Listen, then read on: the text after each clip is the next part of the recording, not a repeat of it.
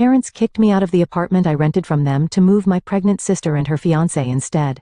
6 months later, they asked for help because I stopped paying rent. So instead of money, I sent them this letter from Sister. My name is Tamara, and I had just turned 22 when I got my degree in business administration. Throughout my college years, I'd been fortunate enough to live in my grandmother's old apartment. Well, technically my father's now, since he inherited it after she passed away 3 years ago. I only had to cover the utility bills, which I managed by working part-time at Luigi's, an Italian restaurant just 2 blocks away. It wasn't always easy juggling work and studies.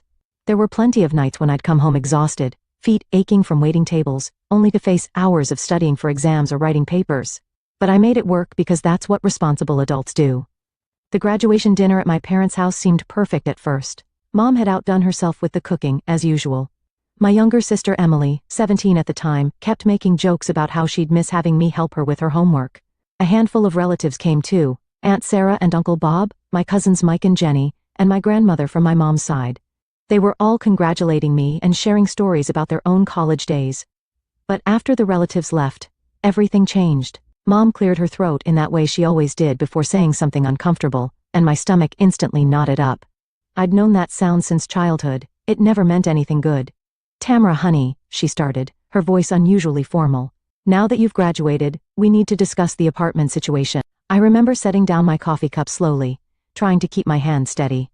The ceramic made a soft clink against the saucer that seemed unusually loud in the suddenly quiet room. "What about it?" "Well, if you want to continue living there, you'll need to start paying rent." The words hit me like a bucket of cold water. On my graduation day, of all days. Dad sat there silently, suddenly very interested in his coffee cup, while Emily pretended to be absorbed in her phone, though I could see her watching the scene unfold from the corner of her eye. "I see," I managed to say, my voice smaller than I wanted it to be. My hand trembled slightly as I reached for my water glass. Mom went on to explain the terms in her matter-of-fact way. The rent would be below market rate. A family discount, she called it with a tight smile, but still substantial. I did some quick mental math. I'd need a full-time job and fast. The part-time wages from Luigi's wouldn't cover this. "I understand," I said finally. Because what else could I say? They were right in a way. I wasn't a student anymore. I was an adult, and adults paid their way in life. Still, the timing felt cruel. Like they couldn't even let me enjoy one day of celebration before bringing me back to reality. That night, lying in my bed at the apartment, I started searching for job openings nearby. The restaurant where I worked part-time couldn't offer me full-time hours, so I knew I needed something new, something more stable. As I scrolled through listings on my phone, I tried to focus on the practical aspects, rather than the hurt feelings bubbling beneath the surface. The next year flew by in a blur of work, rent payments, and adjusting to post-college life. I landed a decent job at a marketing firm near the apartment. Nothing glamorous, but I paid the bills and then some. I was hired as a junior account coordinator, and while the starting salary wasn't huge, it was enough to cover the rent my parents were charging plus utilities, with a little left over for savings. Every month I dutifully transfer the rent money to Mom's account, usually adding a little extra for utilities even though she never asked for it. I wanted to prove that I could handle adult responsibilities, that I was responsible and reliable. Maybe part of me was still trying to earn their approval, though I wouldn't admit that to myself at the time. Emily would stop by occasionally, usually when she needed help with college applications or wanted to raid my closet. She was in her senior year of high school, and I could see her changing, becoming more distant and secretive. Her visits became less about spending time with me and more about what she could get from me. Homework help, clothes, advice about boys. Emily had always been the baby of the family, used to getting her way. Mom and Dad spoiled her rotten, though I tried not to be bitter about it. They'd never made her get a part-time job like I had, never pushed her to be independent. She started dating Jason around this time. He was a year older than her, working part-time at the mall's electronics store. The first time she brought him to my apartment, I wasn't particularly impressed. He seemed nice enough, but there was something about him that set off warning bells. Maybe it was the way he talked about getting rich quick, or how he seemed to expect everyone to take care of him. Then came the phone call that would change everything. "Tomorrow, you need to come over right away." Mom's voice was tight with tension. "It's important." I assumed it would be about Emily's college plans. She'd been waffling between several schools, and I figured Mom wanted my input. Maybe they needed help with financial planning, or wanted to discuss scholarship options. Emily had decent grades, not spectacular like mine had been, but good enough to get into a state school. How wrong I was. When I arrived at my parents' house that evening, the atmosphere was strange. Mom and Dad sat rigidly on their usual spots on the couch, while Emily perched on the armchair, looking smug, That was the only word for it. Sit down, Tamara, Dad said, his voice gravelly. He looked older somehow, tired in a way I hadn't noticed before. I sat on the edge of the ottoman, my heart pounding. Whatever this was, it wasn't about college applications. Emily is pregnant, Mom announced without preamble. I sat there stunned, trying to process what I'd just heard. My 18-year-old sister was pregnant by her part-time mall employee boyfriend. I noticed Mom's hands twisting in her lap, a nervous habit she'd had since I was little. There's something else we need to discuss, Mom said, straightening her back and smoothing her skirt. Emily and Jason will need a place to live. They'll be moving into the apartment. I felt like I'd been slapped. The room started spinning slightly, and I had to grip the edge of the ottoman to steady myself. Excuse me? You'll need to move out, Mom stated matter-of-factly, as if she were telling me about the weather. Emily and Jason need somewhere to start their family. It's the perfect solution, really. The apartment is already furnished, it's in a good neighborhood, and it's close to Jason's parents. I looked at Emily, who was examining her freshly painted nails with a satisfied smirk. She didn't even have the decency to look uncomfortable about kicking her own sister out of her home. She was wearing my old sweater again, I noticed absently, the one she'd borrowed last month and never returned. Only time to find a new place, I managed to say, my head spinning. The thought of apartment hunting while working full-time made my stomach churn. A week should be enough. Oh, and tomorrow? Mom added, as if she'd almost forgotten something trivial. Like asking me to pick up milk on my way home. You'll still need to continue paying the rent. I actually laughed out loud, thinking it was a joke. The sound was harsh and unwelcome in the tense room. But when I saw their serious faces, my laugh died in my throat. You can't be serious. Your sister and Jason are young, Mom explained patiently, as if talking to a child. They don't have jobs yet, and with the baby coming she trailed off, gesturing vaguely at Emily's still flat stomach. So let me get this straight, I interrupted, my voice rising despite my efforts to stay calm. You want me to move out and continue paying rent for an apartment I won't be living in? For them? They need our help, Tamara, Dad said sternly, finally meeting my eyes. It's your responsibility as the older sister. Family helps family. My responsibility? I stood up, my hands shaking with anger now. If they're mature enough to have a baby, they're mature enough to get jobs and support themselves. Has either of them even looked for full-time work? How can you be so selfish? Emily suddenly piped up, her eyes filling with dramatic tears. I'd seen those same tears when she was 12 and wanted a new phone, or 14 and wasn't allowed to go to a party. I'm going to be a mother. Don't you care about your niece or nephew? You're being very ungrateful, Mom said coldly. After everything we've done for you, ungrateful? I've been paying rent for the past year. I've been working since college, and now you want me to support two perfectly capable adults who got themselves into this situation? I'm not paying a single cent for them. If you want to enable this, that's your choice. But count me out. I walked out of that house with their shouts of ungrateful and selfish following me to my car.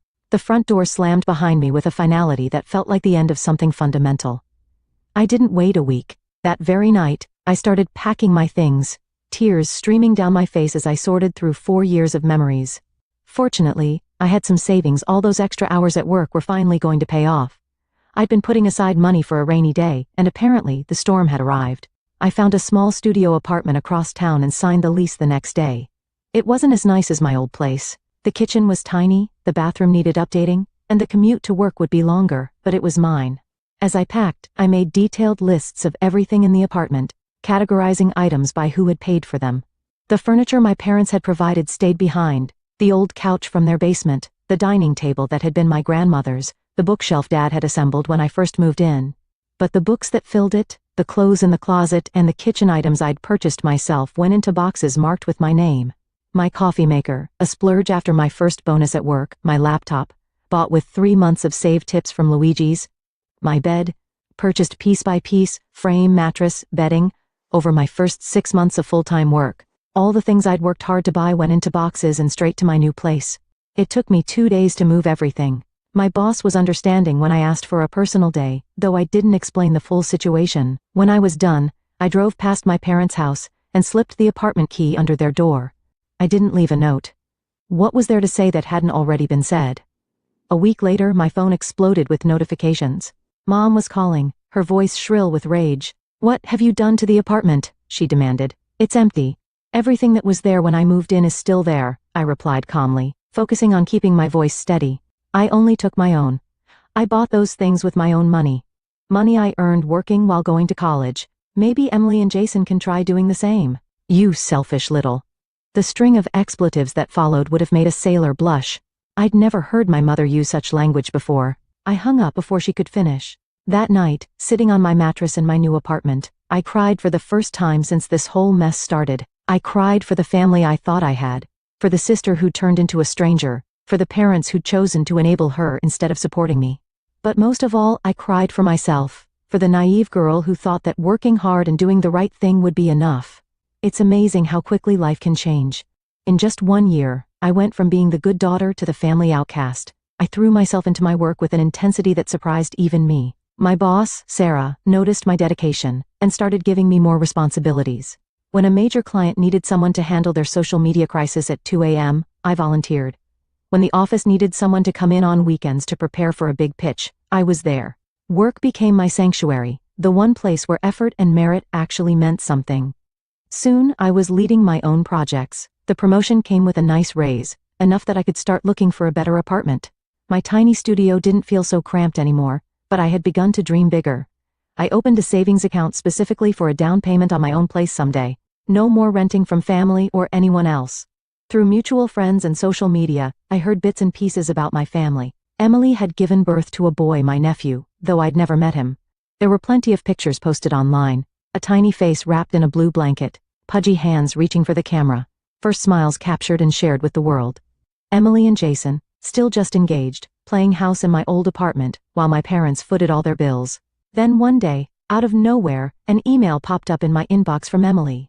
My heart actually skipped a beat when I saw her name. "Hey sis," it read, as if the past year had never happened, as if she hadn't participated in kicking me out of my home. "Hope you're doing well. I heard you got a promotion, congratulations. I'd love for you to come visit and meet your nephew. He's such a precious little angel, and I know you'd love him. Plus, I've heard you're doing really well financially now." I should have known there was a catch. There always was with Emily. The next email arrived before I could even process the first one. A list. Not just any list, a wish list of baby items that made my credit card weep just looking at it. Designer clothes that cost more than my first month's rent. A stroller that cost more than my laptop.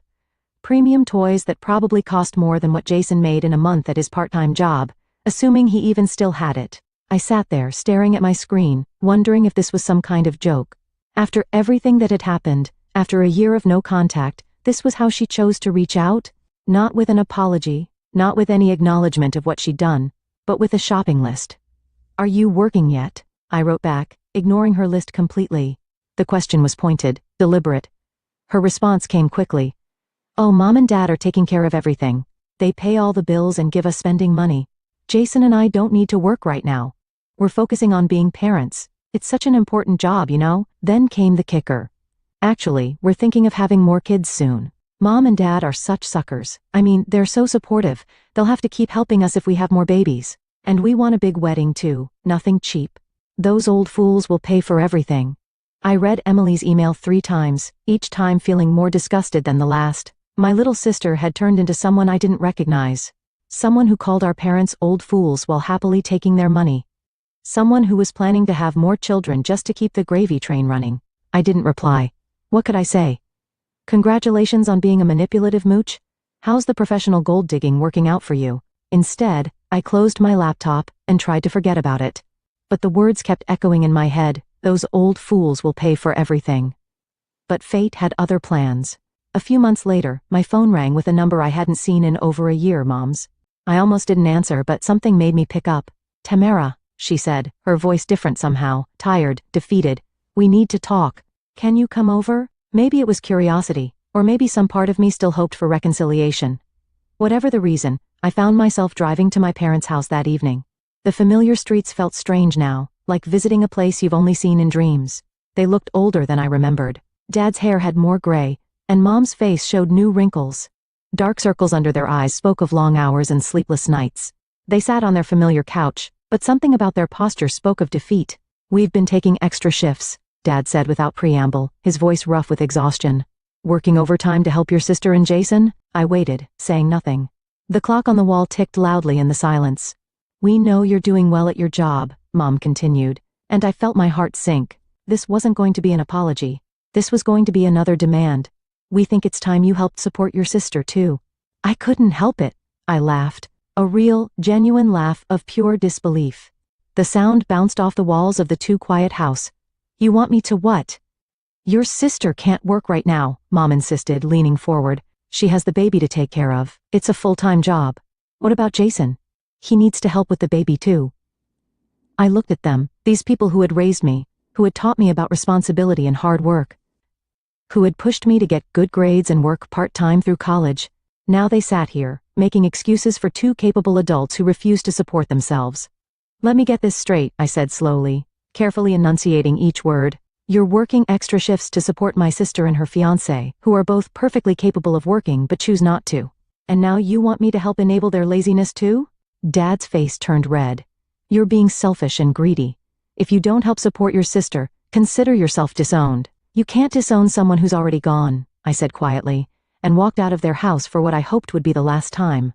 The sound of the door closing behind me felt like the period at the end of a very long sentence. When I got home that night, my apartment felt like a sanctuary. I kicked off my shoes, made myself a cup of tea, and sat down at my computer. My hands were steady as I opened my email and found Emily's message from months ago, the one where she bragged about manipulating our parents, called them old fools, and outlined her plan to avoid work by having more children. I stared at it for a long moment, my cursor hovering over the forward button.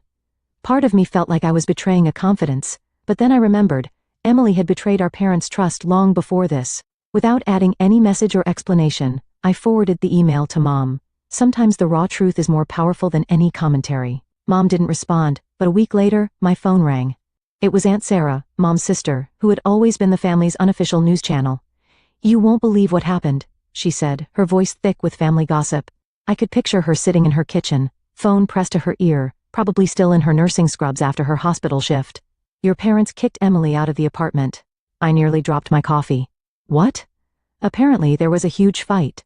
Your mom found out Emily's been mocking them behind their backs, planning to take advantage of them.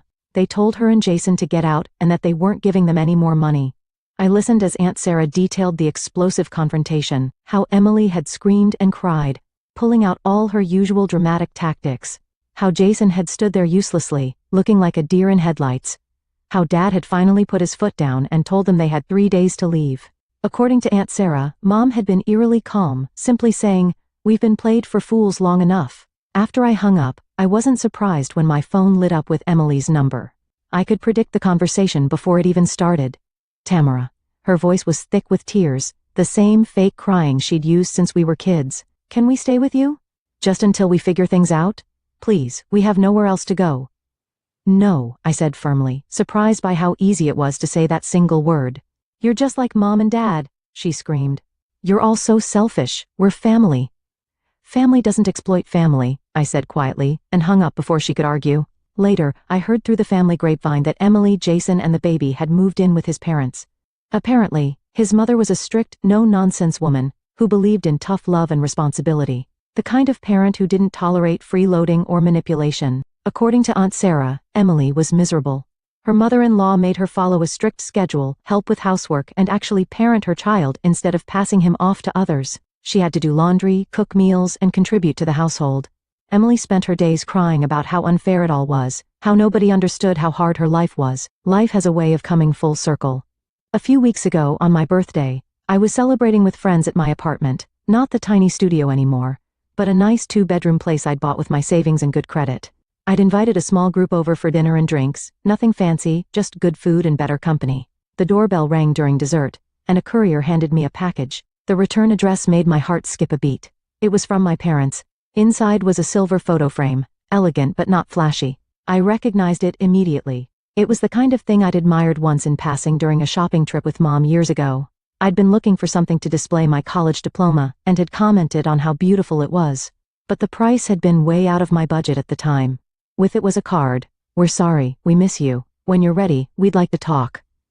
The handwriting was Mom's, but Dad had signed it too. No demands, no guilt trips, just 9 simple words. I set the frame on my coffee table and stared at it for a long time. My friends asked if I was okay, and I honestly didn't know how to answer. How do you explain that a silver frame could feel like both an olive branch and a weapon? That was 2 weeks ago. The frame is still on my coffee table and the card is pinned to my refrigerator. I see them every day, reminders of what I've lost and what might still be salvaged. I haven't called them yet. The hurt is still there, a dull ache that flares up when I think about everything that happened. I hear bits and pieces about Emily from relatives. She's still living with Jason's parents, still complaining about having to do chores and follow rules. Her mother-in-law makes her help with cooking and cleaning, and insists that Jason keep his full-time job at a local warehouse. They have to contribute to household expenses and save money if they ever want to move out on their own. Part of me hopes this experience will help Emily grow up, will teach her the values our parents failed to instill. Maybe someday she'll understand that love doesn't mean enabling bad behavior, and that being family doesn't mean being a doormat. Maybe she'll learn that respect has to be earned, not demanded, and that responsibility comes before privileges. As for me, I'm doing well, my career is thriving. I just got another promotion, and I'm managing my own team now. I have good friends who understand boundaries and respect independence. I'm learning to set healthy limits in all my relationships, personal and professional. Sometimes I miss the family I thought I had, but I'm starting to accept that it was never really what I imagined it to be. The silver frame sits on my coffee table, both a reminder of what I've lost, and a possibility of what might be rebuilt someday when I'm ready, when the hurt has faded enough for forgiveness to take root. When I can look at my parents without seeing the people who chose to enable my sister's worst behavior over supporting my independence. But for now, I'm focusing on my own life, my own growth, my own journey. My apartment is slowly becoming a home, filled with things I've chosen and earned. I'm planning a vacation for next month, my first real one since college.